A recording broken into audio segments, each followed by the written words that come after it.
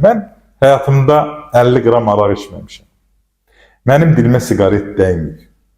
Mən 29 dedim, 30 ildir mən qırmızı ət yemirəm, mal əti, qoyun əti yemirəm.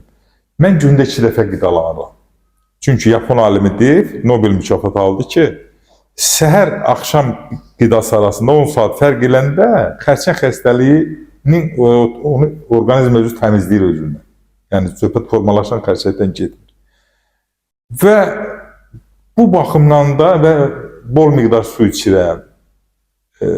Buğda düzəldirəm çörək əvəzinə, çox çörəkdən istifadə eləmirəm.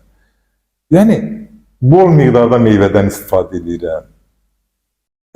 Müxtəlif texnologiyaları alıb qoymuşam. Məni masaj eləsinlər, uzana-uzana oxuya-oxuya, nə ki, çünki hərəkətə imkan olmayanda iş yerimdə, otağımda bir velosiped qoymuşam. Yəni, fərqli bir həyat tərzi sürürəm. Bizim bir baş həkim var, Tovuzda xanlar doktor, dedi, ön yıxsın toz ləkəsini.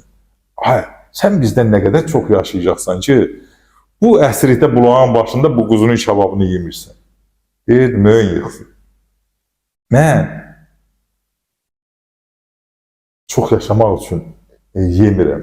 Onu Allah bilər. Bir gün də canım ala. Mən sağlam ölmək üçün yaşayım. Devizim həyatda mənim sağlam ölmək devizi olur. Mən xəstələnmədən bir gün də istəyim odur.